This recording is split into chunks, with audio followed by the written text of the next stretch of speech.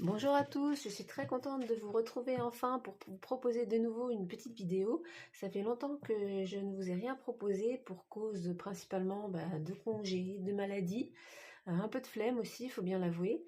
Donc je suis contente de vous retrouver et de vous proposer cette vidéo. C'est un thème que j'ai repris depuis une vidéo de la cabane des cartes. Le tag, ça s'appelle les cartophages en vacances. Donc le principe, c'est un petit peu de faire le tour du monde grâce à nos jeux. De tarot, bien sûr, moi j'ai mis aussi des oracles pour élargir un petit peu et vous proposer plus de choses. Donc j'ai trouvé que c'était un thème très sympa. Là, on est fin juillet, donc pour les vacances, j'ai trouvé que c'était un thème très sympa. Donc c'est parti, je vous embarque avec moi pour mon petit tour du tarot. Et pour commencer, je vous emmène en Italie, là où on a les premières traces des jeux, des jeux de tarot tels que nous les connaissons aujourd'hui. Et en plus, cet été, nous sommes allés en Italie avec ma petite famille. J'ai ramené ces deux tarots. Donc le tarot Indivino d'Al Negro, c'est un tarot que, bon alors celui-là je l'ai trouvé à Palerme, en Sicile. C'est un tarot, c'est pas un tarot, comment dire, c'est un tarot récent, hein, c'est une réinterprétation récente du tarot, mais je l'ai trouvé sympa. Donc on a un petit livret en italien, tout en italien. Voilà, le principe en fait de ce jeu, c'était de permettre un accès plus facile au tarot pour les personnes qui étaient intéressées. Le dos est comme ceci. Les tranches sont neutres et on a donc ces illustrations avec, donc ça ce sont les arcanes majeures, hein, avec, vous voyez le numéro, l'illustration. On retrouve bien nos arcanes majeures telles qu'on les connaît. Et la particularité de ce jeu, c'est plutôt sur les mineurs. Voilà, on finit par le mat. Du coup, il a l'air un petit peu fou, hein. Et donc voilà, les mineurs, donc on a le signe de la cartomancie traditionnelle, donc ici le pic au lieu de nos suites habituelles. Donc le pic, ça doit être les épées, hein, je pense. Enfin, j'ai pas eu le temps encore de bien étudier et la cartomancie traditionnelle, je ne connais pas trop. Mais bon, le pic, je dirais a priori que ce sont les épées. Et on a également des mots-clés, donc à l'endroit, par exemple pour le roi de pique, donc le roi d'épée, autorita, autorité, et à l'envers, crudelta, donc cruauté, je suppose. Voilà. Et donc, on a ça sur toutes les cartes. Donc voilà, là, deux mots-clés à chaque fois.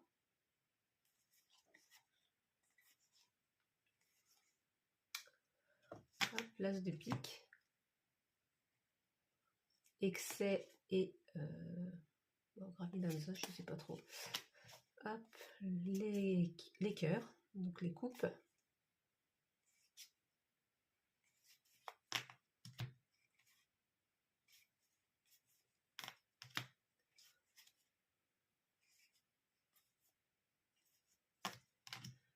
Les trèfles.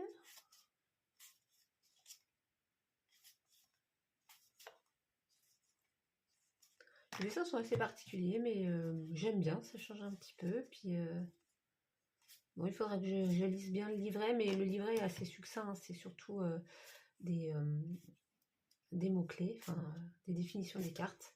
Et on a également deux cartes supplémentaires, le consultant et la consultante. Voilà.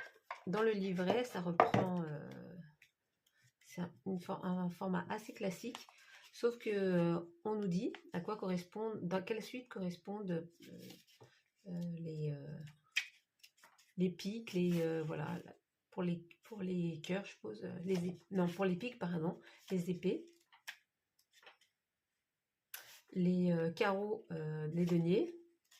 Donc là, ça nous le dit dans le livret, à quelle suite ça correspond. Voilà, donc celui-là, c'est le Tarot Code Indivino. Et également en Italie, donc on est passé par Naples. Et donc je me suis ramené ce petit Tarocchi Napoletani de Sergio Cianese et Thomas Giuliano aux éditions Colonisées. Celui-là, je le trouve très très beau, j'ai beaucoup aimé. Donc on a, hop, je vais tout sortir. On a un beau livret qui est en italien et en anglais, mais on a également des QR codes pour l'avoir en français et espagnol. Oui, c'est ça, français et espagnol. Les cartes sont de très bonne qualité, elles sont vraiment belles. Voilà le dos, les tranches sont blanches. Et donc, on a vu les cartes de présentation. Voilà les illustrations. Et donc, ça reprend des épisodes. Hein. Ça c'est illustré par rapport à l'histoire de Naples. Tout est repris dans le petit livret. Donc, pour ceux qui sont fans de foot, là. Alors, je vais prendre la version anglaise. Voilà, donc tout est expliqué. Hein. Ils nous disent, par exemple, l'empereur, c'est Federico II. Ils nous disent pourquoi ils ont choisi cette personne, ce personnage. Il y a les significations à l'endroit, des conseils, significations à l'envers et un conseil pour la signification à l'envers. Voilà. Et pour toutes les majeures, ça reprend comme ça. C'est des figures donc de l'histoire de Naples. Et pour les mineurs, donc on a un petit peu moins de texte, mais on a quand même ce qu'il faut. Hein, la signification à l'endroit, un conseil, la signification à l'envers et un conseil également. Voilà. Mais les majeurs, donc c'est des figures importantes de l'histoire napolitaine, donc je trouve ça vraiment sympa. Il me semble que les figures de cour aussi, ça reprend. Alors pour le coup, celui-là, il est vraiment très très bien le Rider-Waite, on n'est pas du tout perdu. Moi, je trouve que les illustrations sont très jolies, ça fait un petit peu BD, mais j'aime bien moi.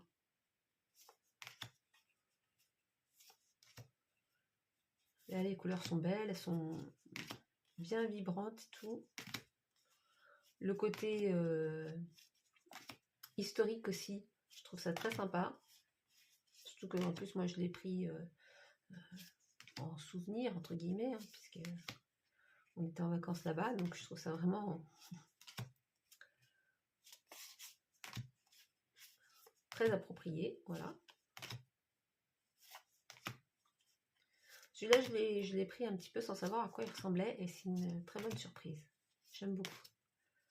La taille des cartes, la qualité des cartes, les dessins, les représentations, tout, je trouve ça vraiment... J'étais vraiment contente. Voilà.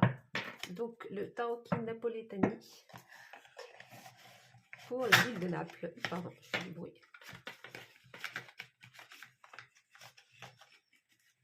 Si j'arrive à le ranger, sinon je ferai ça à part. Voilà. Donc voilà pour l'Italie. Ensuite, depuis l'Italie, je vous propose de rejoindre la France. Hein. Il n'y a pas de raison. Alors, attendez, j'attrape ce qu'il faut. J'en ai plein à mes pieds. Donc pour la France, je voulais vous présenter ce tarot de Marseille, évidemment. C'est un coffret de Marianne Costa, le tarot pas à pas. C'est un énorme coffret aux éditions Derby, avec un énorme livre. Oh là, attendez, je suis en train de tout casser. Voilà. Je vais mettre ça de côté. Donc je vous disais, un tarot de Marseille, donc c'est un énorme livre. Donc je voulais vous présenter celui-là parce que, bon, j'ai pas énormément de tarot de Marseille, mais celui-là en plus c'est le tarot de Pierre Madenier, donc de Dijon. C'est celui qui a été fait à Dijon.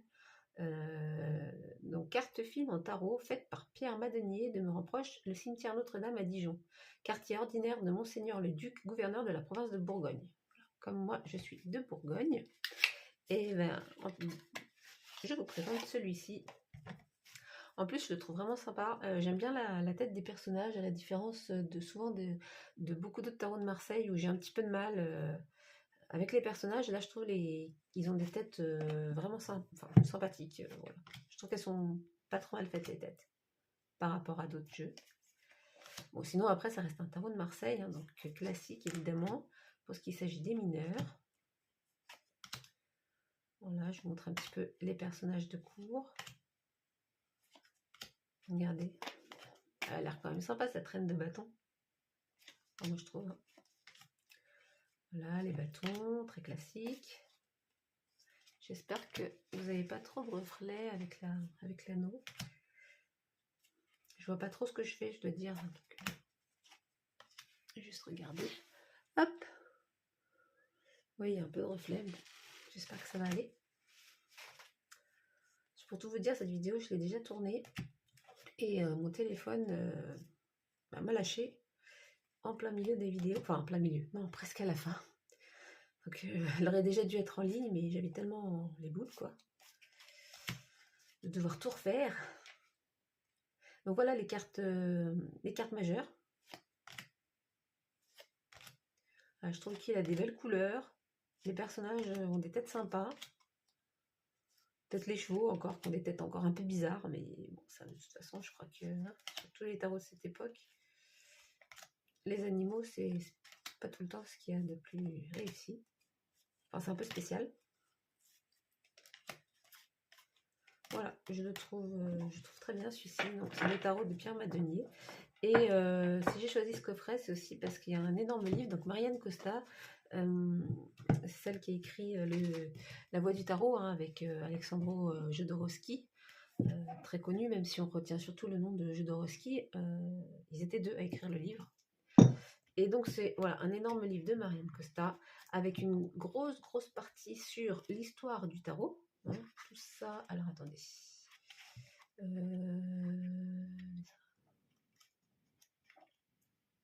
Enfin, bon, je ne sais plus jusqu'où ça va, mais on a une grosse partie du livre qui est sur l'histoire du tarot. Et puis ensuite, eh ben, ça nous explique, nous explique plein de choses, hein, sur le tarot. Enfin, là, moi, j'en suis au début, hein, donc je ne peux pas vraiment vous dire tout ce qu'il y a, mais j'en suis vraiment voilà, j'en suis là. J'ai encore beaucoup de lectures devant moi. Mais c'est voilà, sur le tarot de Marseille, je trouvais que c'était vraiment un beau livre pour le coup, un beau coffret. Et voilà, donc ça c'est la deuxième étape de notre voyage. Du coup, on est revenu à Marseille. Je vais mettre ça de côté. Pour la troisième étape, je vous propose de rester en Europe.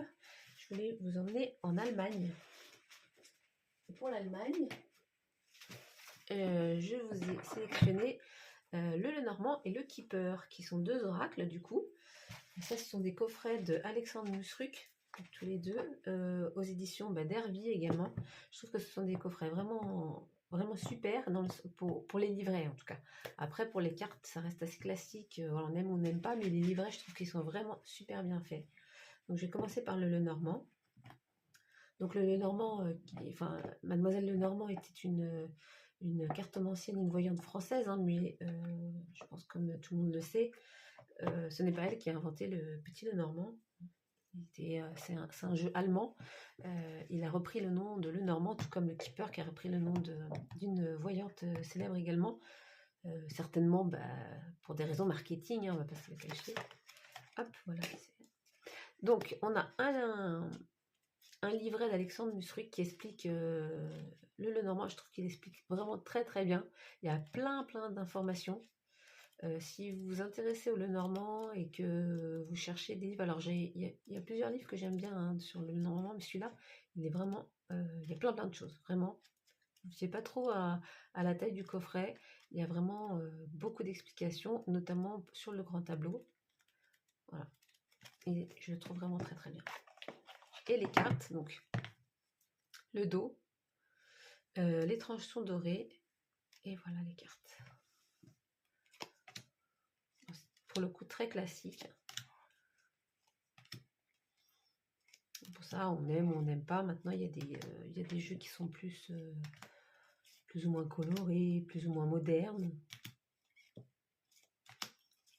Mais ces deux coffrets-là, je les ai pris avant tout pour les livrets. Pour vous dire la vérité, parce que je les trouvais vraiment très bien faits. Avec beaucoup d'explications. Autant le Lenormand, je connaissais déjà un petit peu. J'ai déjà plusieurs livres sur le Lenormand et plusieurs Lenormand. Autant le Keeper, je ne connaissais pas. Donc, hop. Donc le Lenormand et le Keeper, donc c'est le même principe. Nous avons un livret. Voilà. Alexandre Mustruc, qui nous explique tout ce qu'il y a à savoir sur le keeper. Voilà, enfin il y a toutes les combinaisons, les tirages, les correspondances. Bon, ça à la fin c'est pas forcément très utile, mais donc le keeper qui est plus qui ressemble beaucoup au Lenormand, mais qui est plus tourné vers les relations sociales. Beaucoup plus de cartes de personnages. Le dos. Les tranches sont également dorées. Et voilà.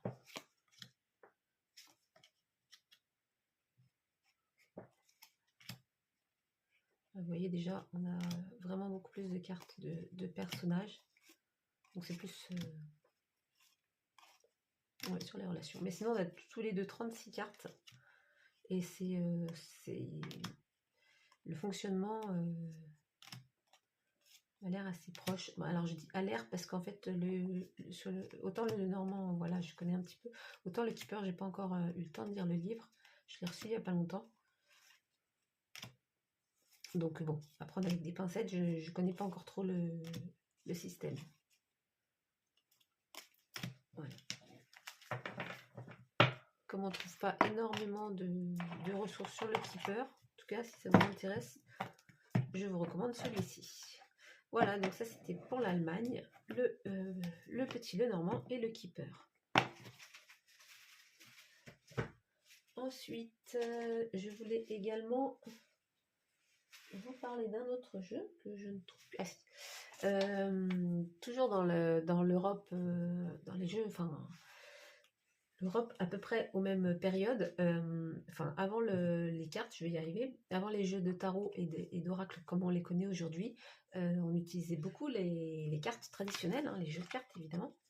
Et c'est pourquoi je voulais vous présenter également pour la partie européenne le Cartomino. Lire l'avenir avec 32 cartes. Donc celui-là, il est aux éditions Animae. C'est de Lorraine Fantino. Voilà, donc on a une petite présentation du jeu avec des conseils d'interprétation des symboles, quelques tirages, et ensuite nous avons les cartes comme ceci. Pour chaque carte, on a la définition à l'endroit en blanc ou à l'envers en rouge. Je suis désolée, elles sont très brillantes, donc j'espère que le dos est comme ceci, les tranches sont neutres. Et voilà, donc par exemple, le l'as de cœur à l'envers, ça nous dit blessure, repli, déséquilibre émotionnel, un manque affectif se fait sentir, blessure du passé, peur de s'ouvrir, possibilité d'attente, de déception ou d'amour non exprimé, besoin de se recentrer sur soi. Avec également les associations, donc si à côté on a par exemple un carreau, pardon, une carte de carreau, donc ça peut annoncer des nouvelles sentimentales, retardées ou floues. Voilà. Et donc on a les 32 cartes traditionnelles, voilà, à l'endroit, à l'envers. Donc on peut mélanger à l'endroit, à l'envers. Le seul truc c'est que bon, on voit un petit peu, hein, puisque à l'endroit, à l'envers, moi ce que je fais c'est que je les pioche sans regarder, comme ça c'est pas embêtant, mais c'est un petit peu spécial d'avoir mis cet œil qui n'est pas réversible du coup, pour des cartes qu'il faut piocher à l'endroit et à l'envers. Mais voilà, je trouve beaucoup d'explications dessus, plein d'informations. Si on veut commencer la cartomancie traditionnelle, c'est sympa. Voilà, donc ça c'était pour la partie européenne. Hop. Ensuite, alors je regarde mes notes, excusez-moi. Ensuite, j'avais prévu de vous faire partir, de vous emmener au Royaume-Uni et dans les terres celtiques. Donc pour le Royaume-Uni, j'ai sélectionné 2 jeux. Le Royaume-Uni, hein, d'où vient la terre du Rider-Waite-Smith. Et pour cela, je vous ai sélectionné, alors non pas le Rider-Waite-Smith traditionnel, mais le Halloween Waite de Tarot Collectible, puisqu'il vient du Royaume-Uni, ce jeu. C'est un très beau jeu, c'est pas encore la période, mais c'est un très beau jeu. Là, c'est la version étoilée. Il existe également sans les étoiles, mais moi, j'aime beaucoup bien le bling bling. Le dos est comme ceci, les tranches sont neutres. Et donc voilà, c'est un jeu qui suit très très bien le Rider-Waite. Juste le Rider-Waite retravaillé à la mode Halloween. très bien retravaillé d'ailleurs, à la mode Halloween. L'auteur, c'est... je sais plus, j'ai perdu son nom, je suis désolée. C'est un collectible, mais vous le trouverez facilement sur internet.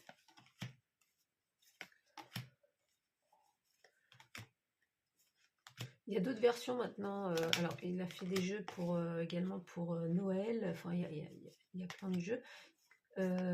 Et pour Halloween aussi, il y a différentes versions. Il n'y a pas que le Halloween White. Voilà, moi, j'aime beaucoup les références à la pop culture et tout ça qu'il y a dans ce jeu. C'est vraiment bien fait.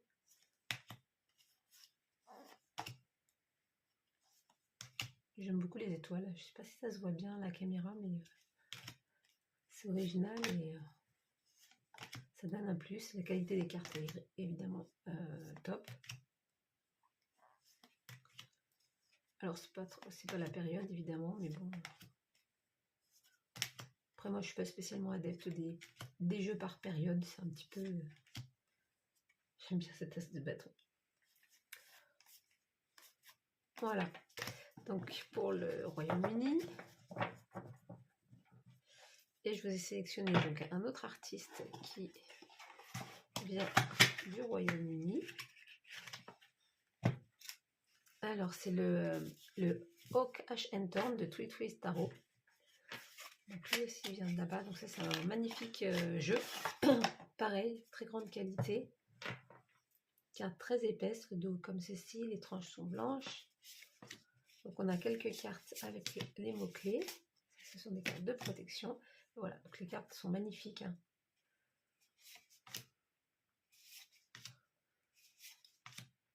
Donc là aussi, c'est Très Triste Tarot. Ils ont édité d'autres jeux, évidemment. Il y en a un sur une petite araignée qui est sorti il n'y a pas longtemps, là, le Winging Tarot, en noir et blanc. Je le trouve vraiment magnifique. Il me fait très envie, mais bon, après, ce sont des jeux qui ont un coût, on va pas se mentir, un coût assez important.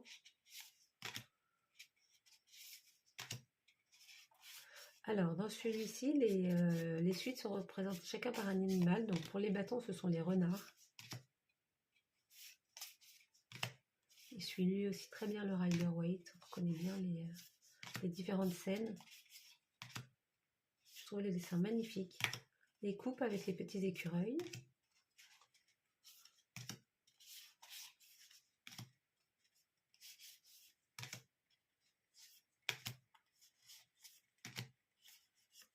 Les pentacles avec les lièvres.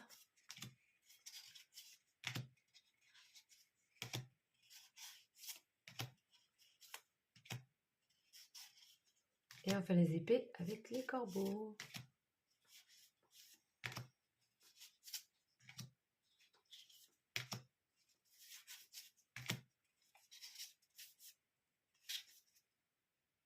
Ah bah il y a une coupe qui s'est mise au milieu. Mais... il n'est pas rangé dans l'ordre, mais c'est pas grave. Voilà. Celui-là, je le trouve vraiment sublime. Enfin, bon, je vais le dire à chaque fois, hein, puisque tous les jeux que j'ai, je les adore. Hop. Donc ça, c'était pour le Royaume-Uni et pour le terre celtique. Alors, j'en ai plusieurs, mais je vous ai choisi un tarot, un oracle. Donc, le tarot des druides, hein, évidemment, de Philippe et Stéphanie Cargom. Donc là, c'est aux éditions Vega. Celui-là, je l'ai acheté d'occasion. Alors, j'ai choisi cette vieille édition parce qu'il y a un gros guide et que je voulais la version complète du guide. Il y a maintenant une plus petite édition du coffret avec un guide qui est évidemment plus petit du coup et qui est... c'est le même, sauf qu'il n'y a pas toutes les parties en fait. Il n'y a pas autant de descriptions que dans celui-ci, donc moi je le voulais complet. Donc c'est pour ça que j'ai cherché la vieille édition. Voilà. Et les cartes, bon, c'est pas grave si elles ne sont pas toutes, ressemblent à ceci. Je fais un peu de place, désolée.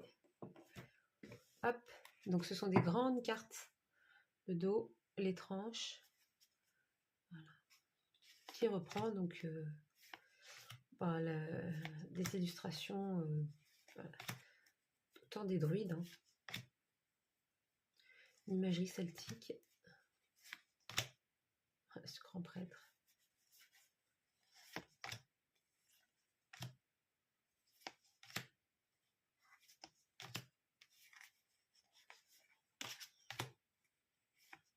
Et il y a certaines suites qui sont renommées, hein, comme les bâtons, les baguettes pour les bâtons.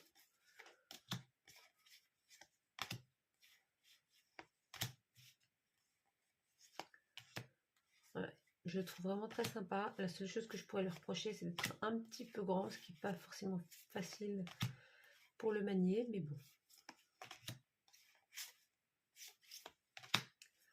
C'est pas grave, j'aime beaucoup les illustrations, j'aime beaucoup le livret. C'est vraiment un très beau jeu.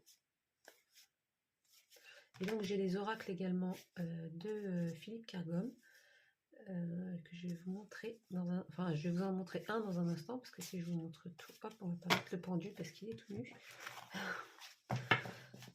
Hop. Donc Philippe Kergom a également fait une série d'oracles sur le monde druidique, dont celui que je vais vous présenter tout de suite, l'oracle des plantes, l'oracle druidique des plantes, hein, aux éditions Vega également. On les trouve toujours en neuf, ceux-là. Donc avec pareil un beau guide. On reprend toutes les plantes de l'oracle et beaucoup des mots-clés bien sûr et beaucoup d'explications également. Super intéressant.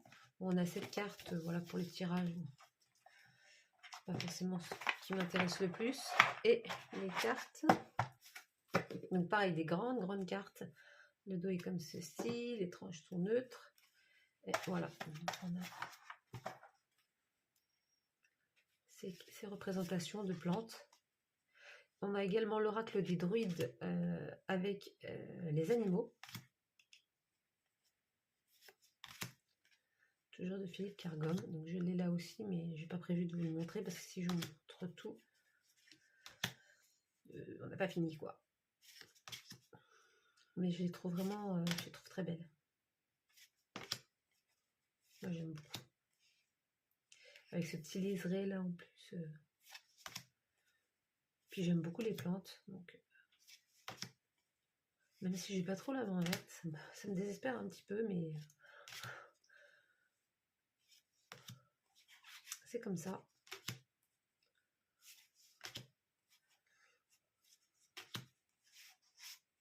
Voilà, il y en a toujours dans les oracles des cartes vierges, si on veut en rajouter. Après, moi, je me sens pas assez douée artistiquement pour faire une carte. Peut-être avec du collage, mais au dessin, certainement pas. Voilà, donc c'est l'oracle druidique des plantes de Philippe et Stéphanie Kergom pour les terres celtiques.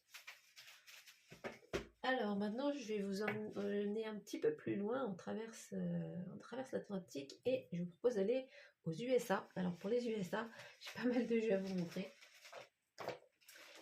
Alors attendez, je vais faire par catégorie. Donc pour tout ce qui est un petit peu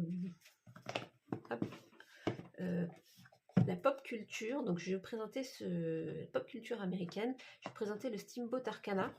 Donc ça reprend l'imagerie Mickey, mais le Mickey le premier Mickey, les premières versions de Mickey qui sont maintenant rentrées dans le domaine public. Donc c'est pour ça que les artistes ont pu reprendre ce design. C'est fait par qui ça? C'est fait par le Steamboat Legends. Voilà, c'est un très beau coffret. Le Steamboat Arcana. Donc on a un petit livret en anglais. Tout est en anglais. Qui nous donne quand même un beau petit livret avec un petit texte pour chaque carte, que ce soit les majeurs ou les mineurs, en plus des mots-clés. Et le jeu est vraiment très très sympa. Alors lui, il a un air d'enfance, ce qui fait vraiment plaisir. Voilà. Donc on a ce petit Mickey, Minnie et tous leurs amis.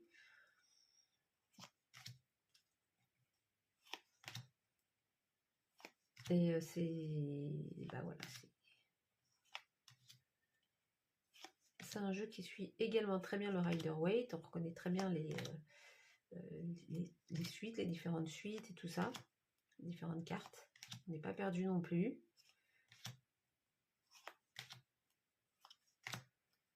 Et ce petit air de la pop culture américaine.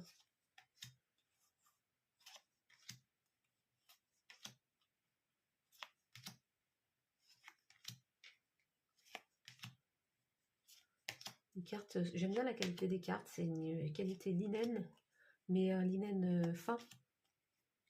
Du coup, elles font assez souples, mais elles font solides. J'aime beaucoup. Et il y a une version Halloween qui est sortie, dont j'ai perdu le nom, je me rappelle plus là comme ça, mais ouais, avec ces mêmes petits Mickey là. Il y a aussi des cartes supplémentaires qui sont sorties. Bon, moi, ça m'intéressait pas trop. Et à la fin du jeu, voilà, on a quelques cartes oracle. J'aime beaucoup aussi la version Halloween. Pareil. Même si c'est moins que d'autres, il est moins cher que d'autres jeux, ça reste quand même un coût voilà, pour un jeu de cartes.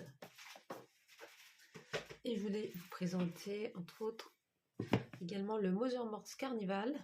Donc ça, c'est un oracle de Matt Hughes, pardon. Donc sur le thème des cirques itinérants aux États-Unis. C'est un très beau coffret. Hein. Celui-là, il est chez US Games, donc c'est un mass market. Mais c'est un très beau coffret. Hop, avec un livre, un vrai livre dedans, qui raconte une histoire, hein, puisqu'il y a une histoire associée à cet oracle, toute une histoire. Voilà, évidemment, c'est en anglais, mais ça raconte l'histoire des personnages qu'on retrouve dans l'oracle. On a le ticket d'admission au cirque. On a le petit livret, du coup, pour interpréter les cartes, hein, voilà, qui donne quelques exemples de tirage et les interprétations de chaque carte. Et on a ces cartes qui sont vraiment magnifiques. Hop, le dos est comme ceci, les tranches sont vertes. Et voilà les cartes. Donc avec qui prennent les personnages de ce cirque. Un petit peu de cauchemar. Hein. Plutôt pareil, saison Halloween. Mais...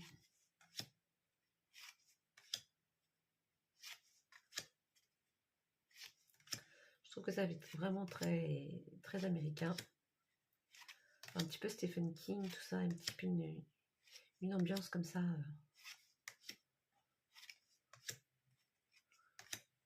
Je les trouve vraiment très très belles.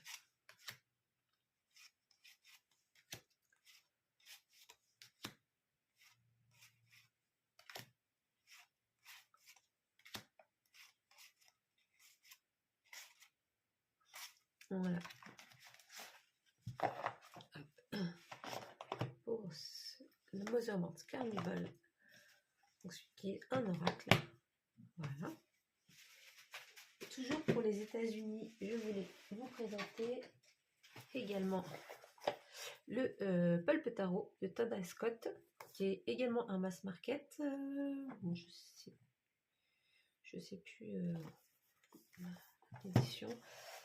Donc dedans, on a un petit livret comme ça, blanc. Bon. Voilà, qu'elle mérite d'être là, mais c'est pas le livret du siècle, mais bon. Et les cartes, donc on a ce dos en 3D, les tranches blanches. Et voilà, donc ça reprend le style des affiches américaines des années 60, 50, 60. Des affiches de pub ou des affiches de cinéma, de 70, hein, ça fait plus les années 70.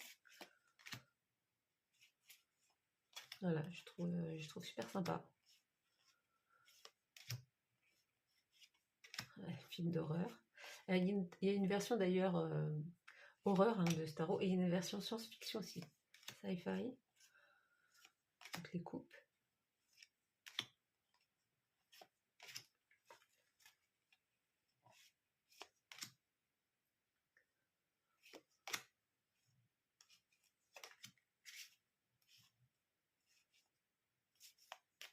Les bâtons.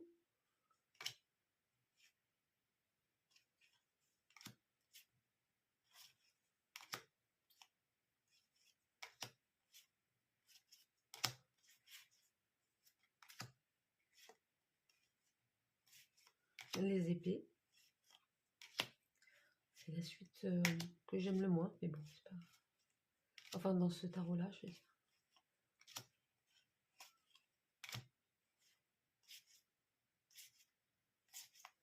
Et les pentacles. J'ai 4 pentacles.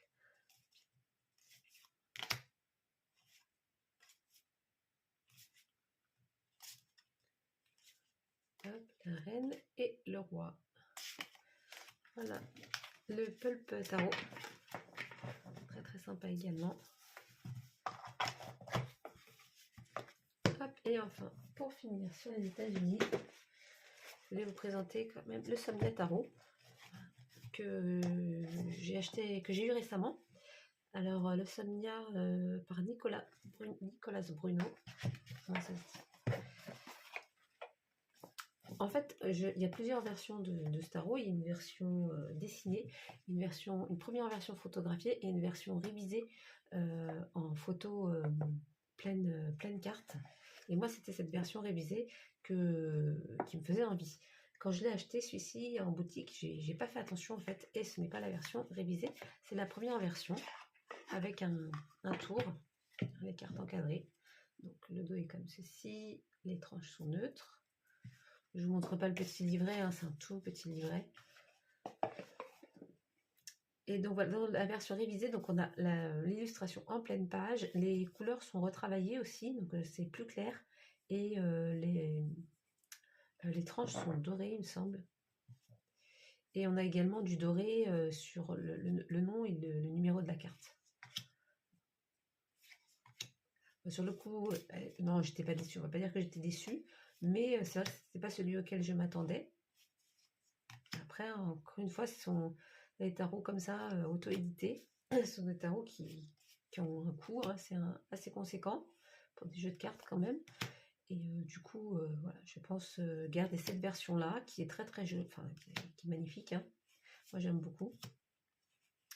Il y a des gens que ce tarot met mal à l'aise, puisque vous voyez, toutes les figures ont la tête couverte comme ça, enfin on voit pas les visages, ou on voit pas les visages qui sont cachés par des cheveux, ou des gens qui sont de dos, ou aussi qui sont de face, voilà, les visages sont couverts par des draps, par des linges.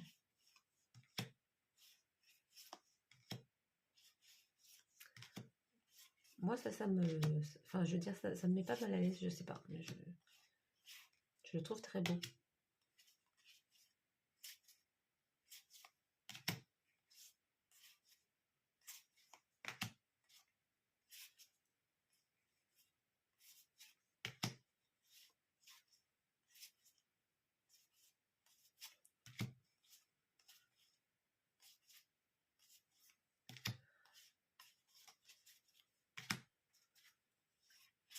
Les pentacles.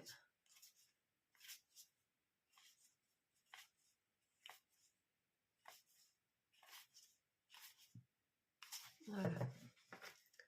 Donc je voulais vous le montrer celui-là parce que j'avais envie de vous le montrer. Non, c'était sur... Oui, c'était... Alors il va bien dans le thème États-Unis, mais c'était plus parce que j'avais envie de le sortir. Et puis bah, comme il a gagné il n'y a pas longtemps ma collection, voilà, j'avais envie de lui faire un petit coucou. Hop, le Somnia Tarot. Ensuite, on continue vers les Amériques avec l'Alaska. Pour l'Alaska, je vous propose le Gentle Tarot de Mary in the Sky. Donc ça, c'est l'édition Pocket. Il existe également en grande édition. J'aime bien la boîte, l'ouverture de la petite boîte métallique. Et son ouverture comme ceci. Hop, donc c'est le petit format. Hop, on a des petits autocollants du coup avec un QR code derrière pour aller chercher le livret. On a les tranches dorées comme ça, un doré un peu mat, le dos comme ceci, et les cartes donc qui reprennent donc l'artiste vit en Alaska et ça reprend des éléments de la faune de là-bas, notamment sur les majeurs.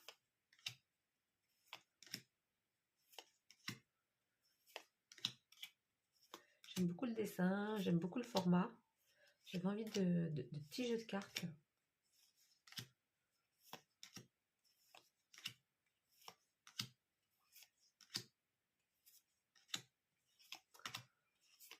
Donc là, une carte supplémentaire. Hop.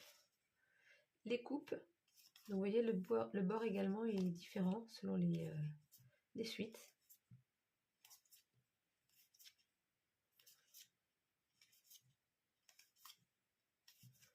Pour les figures de cour, elles ont été renommées. Donc on a pour les valets, on a les semences, les graines. Pour les valets. Pour les cavaliers, pardon, on a les racines. Pour les reines, les fleurs. Et pour les rois, la récolte. Alors ça, c'est également une plante qui pousse en Alaska, mais je pourrais plus vous dire laquelle, là, comme ça. J'ai pas le nom. Voilà pour les bâtons en rouge. Ensuite, on a Thunder, donc les épées, pardon. En marron, comme ça, marron clair.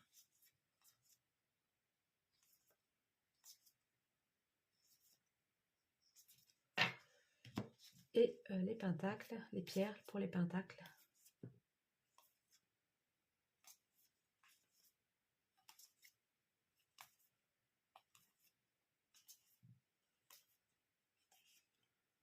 Voilà, très joli petit tarot. Le Gentle Tarot.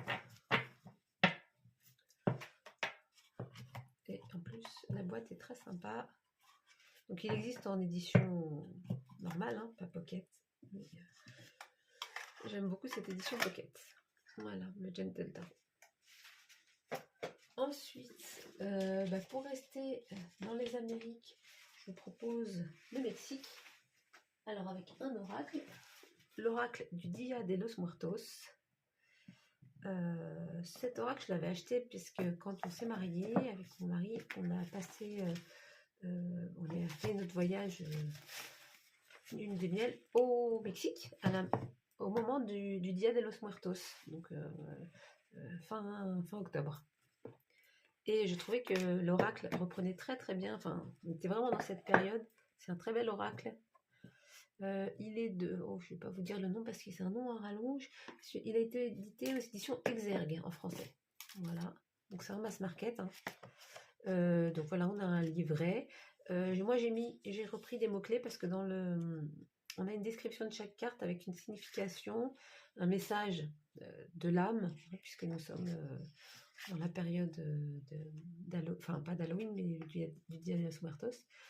Une signification, un mantra, mais on n'a pas vraiment de mots-clés et tout. Donc moi, je me suis fait, en fait, je me suis trouvé mes mots-clés pour chaque carte. C'est des petits papiers que vous voyez là. Voilà. Et les cartes. Donc on a un petit pochon. Les cartes sont très grandes. Et c'est un oracle. Le dos est comme ceci. Les tranches sont blanches. Et voilà. Donc on a des très belles cartes qui reprennent le folklore du Dia de los Muertos.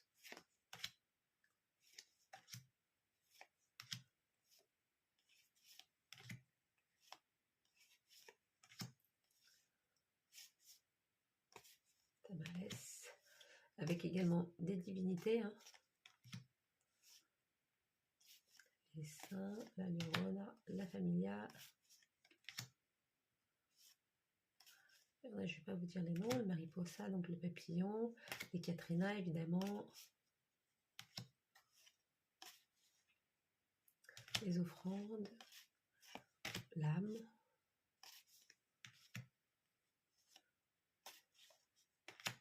Les brires, pardon. Les calaveras, donc les fameuses têtes de mort en sucre notamment. Voilà. Donc, l'oracle du Dia de los Muertos pour le Mexique.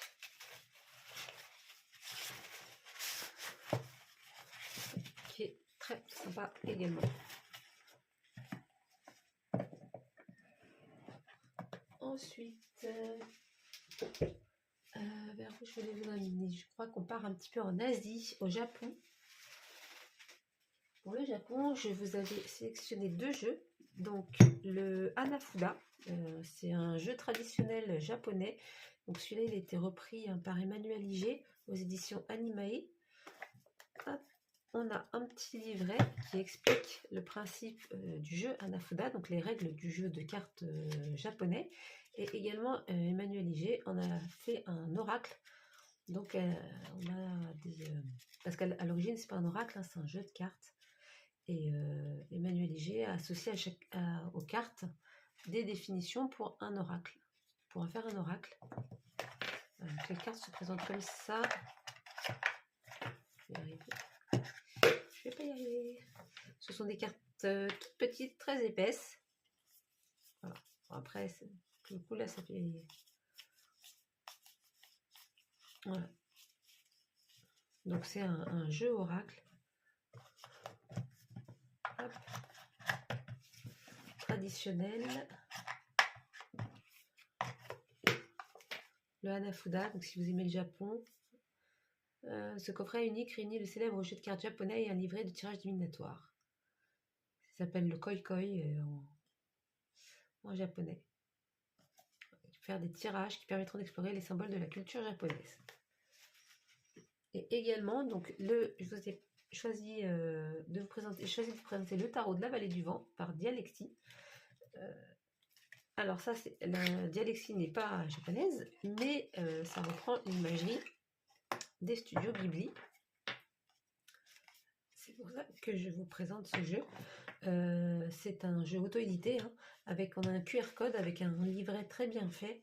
Donc, où Dialexie nous explique de quel film sont tirées chaque image, à quel moment du film on peut retrouver l'image, et également pourquoi ce choix en fait, selon les arcanes. Il nous explique en quoi tel ou tel personnage, tel ou tel moment du film correspond à l'arcane choisi. Quel s'y faire, donc on reconnaît, hein, pour ceux qui sont fans de cet univers Ghibli. Je ne vous ai pas montré le dos d'ailleurs.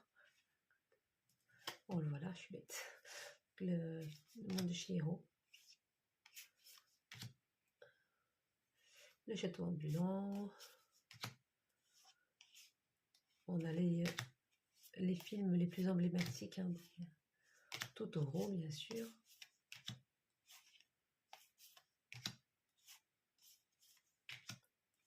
Ça m'avait donné envie de revoir les Ghibli. Je les ai pas tous encore refaits pour Corosso. Kiki la petite sorcière, le voyage de Mononoke, non pardon, de Chihiro. Mononoke, la voilà.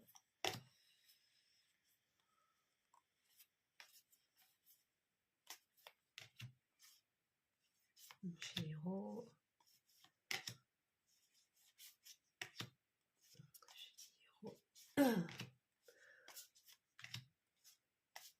Royaume des chats.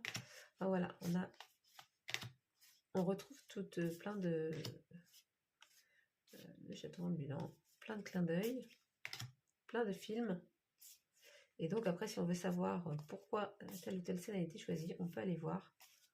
On a dans le livret, et on a 3 cartes supplémentaires, le oui, le non et le happy squirrel.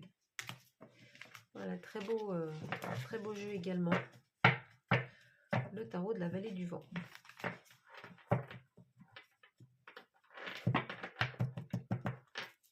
Si j'arrive à le remettre, sinon je ferai ça après. Oui, ça va. Hop. Ensuite, puisque on est ici, je voulais vous emmener en Thaïlande. Alors, c'est pas un jeu autour de la culture de là-bas, hein, c'est pas un jeu autour de la culture thaï, mais c'est un jeu de Christmas Elf Tarot de Dextini. C'est Dextini qui est un créateur thaï. Hop. Donc, je vais vous montrer ça. Par contre, ça reprend évidemment les elfes de Noël. Ce n'est pas du tout culturellement, ça ne vient pas du tout de Thaïlande. Donc le dos est comme ceci, les tranches sont rouges. Il existe une version verte. avec la version rouge, la carte supplémentaire, c'est Madame Noël. Et dans la version verte, c'est un narval, il me semble, un narval de Noël. Voilà. On a bien le style Destiny, on reconnaît bien le style Destiny avec ces petits personnages un petit peu manga. Et là, c'est autour du thème de Noël. Voilà, donc les bâtons, ce sont des sucres d'orge.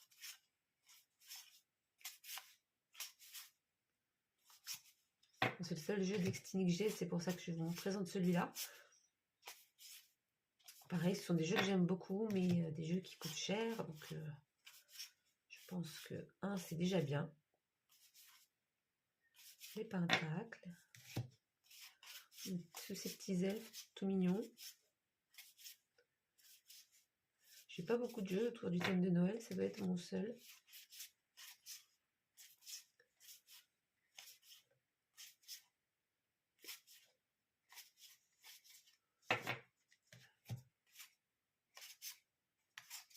Les épées, évidemment.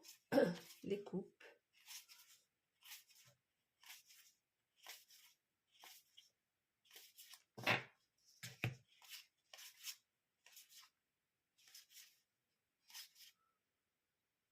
Le pendu. Le magicien. La grande prêtresse qui lit la liste des cadeaux. Le hiérophant avec le Père Noël.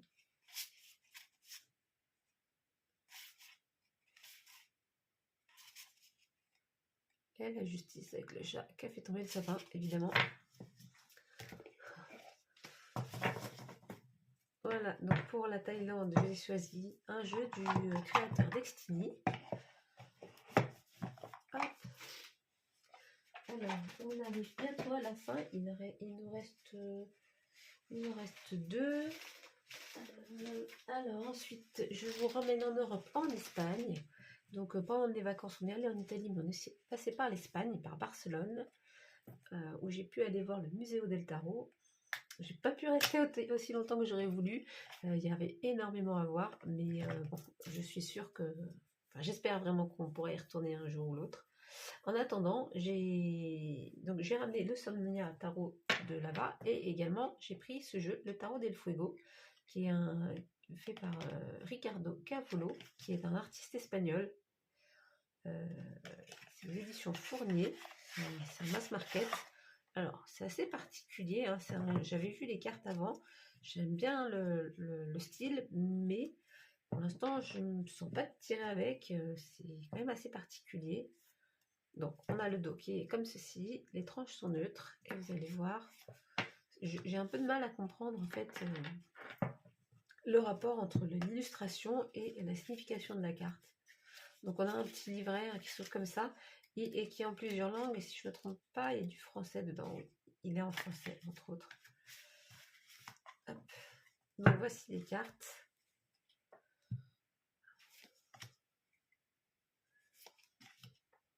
Alors, j'aime bien le style, mais comme je vous disais, je ne vois pas trop le rapport, en fait, avec la signification de la carte telle que je la connais. Donc,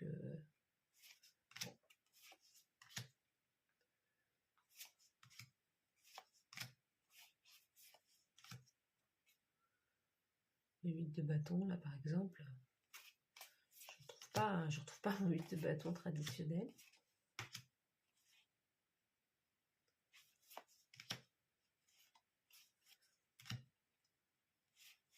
Le 5 de bâton, bon, ouais, pareil.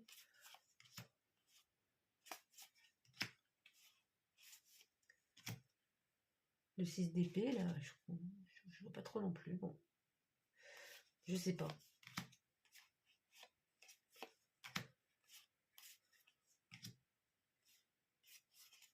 Mais bon, je veux dire que j'aime bien les couleurs, j'aime bien le style. Donc, pour l'instant, c'en est un que je garde en souvenir. Après, est-ce qu'il sera beaucoup utilisé? Peut-être pas pour l'instant. Peut-être qu'un jour, ça viendra.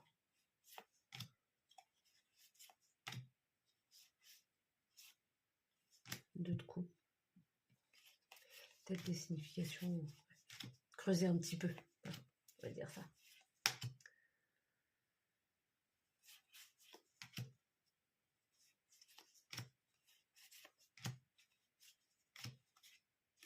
Hop, voilà, donc le tarot del fuego.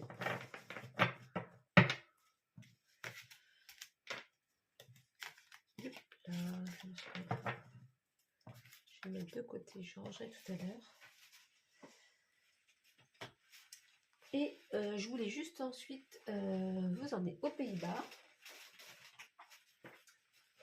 pour vous parler d'une artiste que vous connaissez certainement déjà, Irene Kapdjin, donc qui fait des petits Lenormand, enfin elle fait aussi des tarots, hein, qui fait des jeux de cartes. Et notamment, moi j'ai des petits Lenormand d'elle, donc celui-ci qui est édité en mass market aux éditions du Cerf, le Sweet Blossom Lenormand.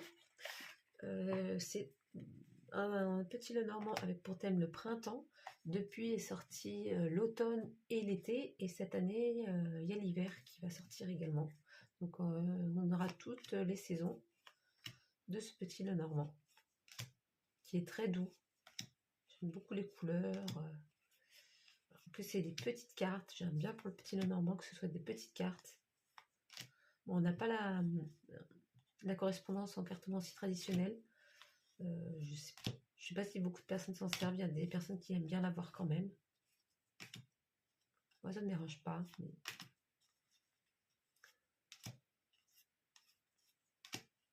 donc ça, c'est très, très dans les tons rosés, hein, puisque c'est pour le printemps. Mais on a également, donc, comme je vous disais, l'automne et l'été qui sont déjà sortis, et l'hiver qui arrive très prochainement. Donc c'est plutôt chouette ça. Et également d'Irene Kapdjin, j'ai ce Méribel Lenormand. Celui-ci il est auto-édité, c'est autour du thème de Noël. Hop, le dos est comme ceci. Et voilà, donc c'est... j'aime beaucoup celui-là, il est vraiment, je trouve vraiment très beau. Les cartes sont bien épaisses, tout ça. Donc comme elle a pas mal de gens qui la suivent depuis la France, elle édite certains jeux en français. Donc celui-ci est en français.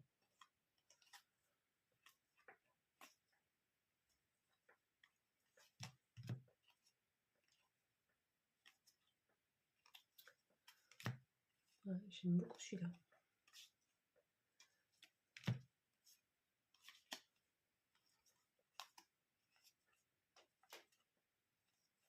Les souris. Hop.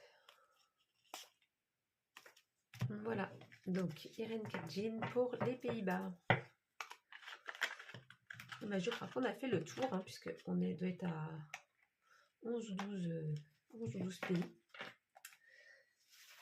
Donc on a fait le tour de notre petit tour, petit voyage autour du tarot. Je voulais juste, pour terminer, vous montrer, si je vais l'attraper, celui-ci, le tarot des contes et légendes du monde, de Yoshitani. Il est aux éditions Vega, donc c'est un mass market, et je trouvais qu'il finissait bien sur ce thème du tour du monde du tarot. Donc là c'est autour des contes et légendes du monde. Donc on a un petit livret explicatif un peu court. J'aurais bien aimé un peu plus d'explications sur chaque carte, enfin, un peu sur la légende qui entoure chaque carte. Bon, après il faudra faire des recherches par soi-même. Les cartes sont de bonne qualité, elles sont vraiment sympas, comme ceci, des tranches tout neutres. Et donc ça reprend comme son nom l'indique, des contes et des légendes autour du monde. Donc là par exemple pour la folle, c'est la petite sirène. Alors, j'ai plus tous les contes en tête, hein. C'est vraiment, il y en a vraiment de partout. Ça c'est un conte russe, mais je me rappelle plus lequel. Ça doit être africain. Ça c'est le nœud gordien. Ça je sais plus, Hansel et Gretel je crois.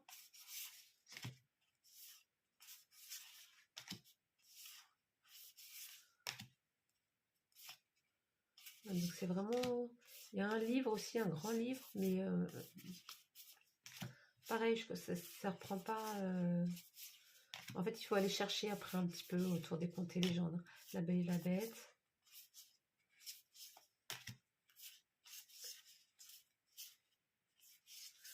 Ça, c'est un conte en Alaska, il me semble.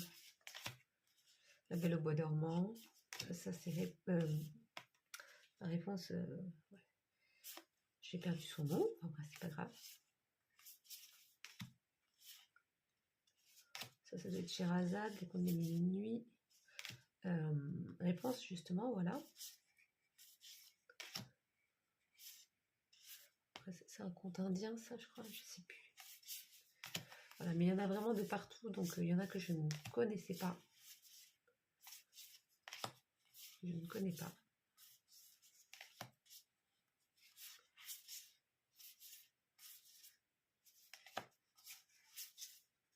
Mais vraiment sympa, et je trouvais que pour terminer ce tour du monde, voilà, même l'Égypte, hein, une peau d'âne.